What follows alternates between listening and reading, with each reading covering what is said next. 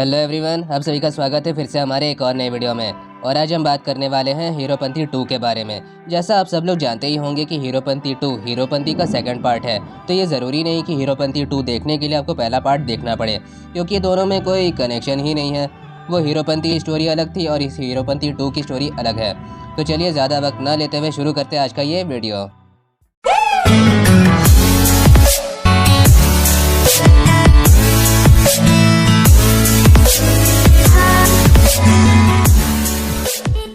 हीरोपंती 2 के बारे में बात करने से पहले चलो हीरोपंती के बारे में थोड़ा बात कर लेते हैं। हीरोपंती पहला पार्ट जो बनाया गया था, ऑब्वियसली वो टाइगर श्रॉफ की पहली फिल्म थी और वो साउथ का रीमेक होने के बावजूद भी चली, क्योंकि उस फिल्म में story, screen play, direction, presentation अच्छा था और वो एक मास ऑडियंस के लिए एक अच्छी फिल्म साबित हुई थी। और उसमें हमारे लिए कुछ अगर एक्स्ट्रा एक्सपीरियंस करने के लिए अगर कुछ था तो वो था टाइगर श्रॉफ का जिम्नास्टिक वाला एक्शन। लेकिन हीरोपंती 2 में ना तो कोई अच्छी स्टोरी है, ना कोई बेहतर स्क्रीन प्ले है और ना ही कोई ढंग का प्रेजेंटेशन है। और शायद हो सकता है कि आज पहली बार ऐसा होगा कि आज तक किसी भी फिल्म की मैंने इतनी बुराई नहीं की होगी जितना शायद आज मैं करने वाला हूँ।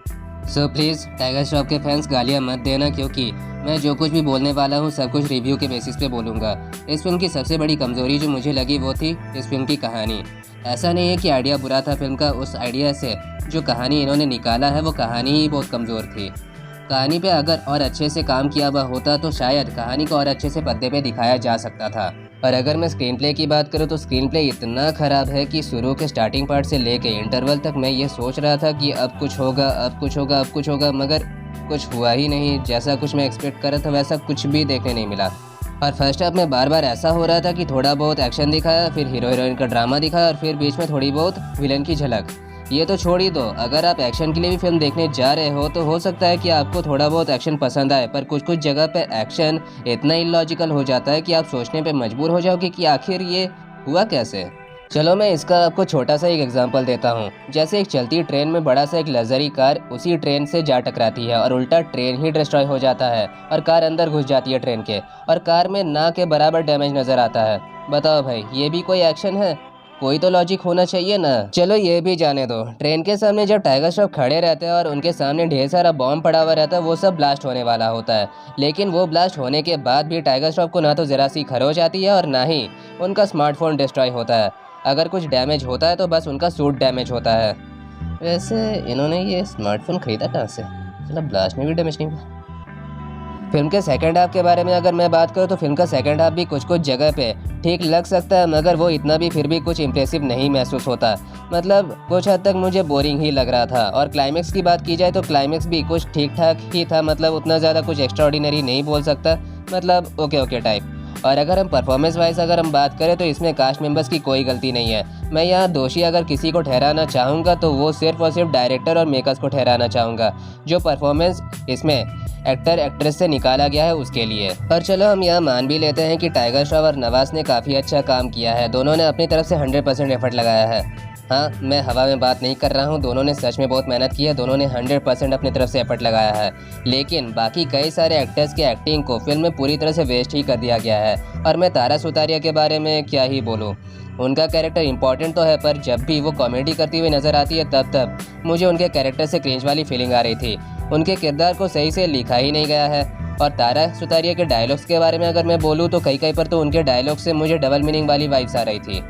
इसके अलावा फिल्म के दौरान कई सारे टेक्निकल फॉल्ट देखे जा सकते हैं, और वो भी ऐसे टेक्निकल फॉल्ट जो कोई भी बेसिक सा शॉर्ट फिल्म बनाने वाला डायरेक्टर भी ध्यान में रखकर चलता होगा। जैसे शमशान घाट वाला एक सीन आता है जहाँ पर टाइगर को नवाज दफना रहे होते हैं और तभी एक छोटी सी गलती हमें दिखती है और उसी गलती से हमें यह आराम से पता चल जाता है कि यह शमशान घाट पूरा का पूरा नकली है। फिल्म में कुछ 2-3 सीन तो साउथ के फिल्म से ही कॉपी किया हुआ लग रहा था। लग क्या रहा था, कॉपी किया है। और ये मैं ऐसे ही नहीं बोल रहा हूँ, अगर आप साउथ के पक्के वाले मूवी लवर हो तो आप आसानी से समझ जाओगे कि कौन सा सीन कॉपी है। और म्यूज़िक की बात करो तो यकीन ही नहीं होता कि इस बार मूवी में म्यूज़िक ए.आर. रहमान सर ने दिया है। ऐसा लगता है कि इस बार ए.आर. रहमान सर ने बिल्कुल आधे मन के साथ म्यूज़िक बनाया है। मैं ए.आर. रहमान सर की बुराई कर रहा हूँ, इसका मतलब ये नहीं है कि मैं उनका हेटर हूँ, ठीक है, गाली मत देना प्लीज़। मैं उनका सच में बहुत बड़ा फ़ैन हूँ, मैं उनके म्यूज़िक से बहुत प्यार करता हूँ। और बीसल वजह वाले गाने की तो मतलब ऐसी माँ बहन की है, मैं क्या ही बताऊँ।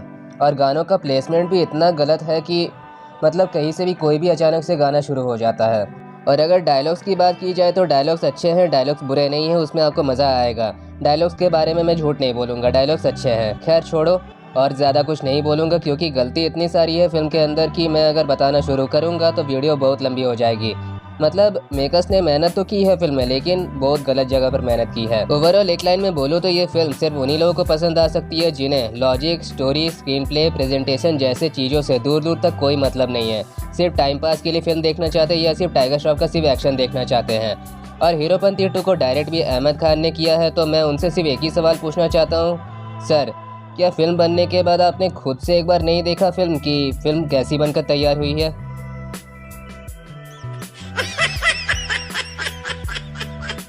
छोटी बच्ची हो क्या?